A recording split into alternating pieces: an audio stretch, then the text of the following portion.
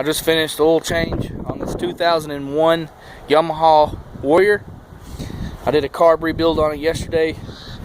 Picked it up for $1,000. Kind of running a little rough. Didn't know if it would want to stay running. But as you can tell, she's out now. Gonna turn it on, let you hear what she sounds like. She's running.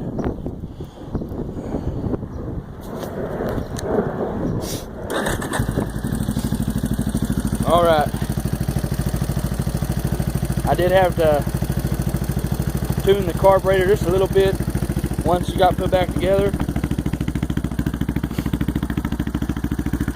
But I think I'm about ready to go to the river. Hope y'all enjoy the video. Thanks.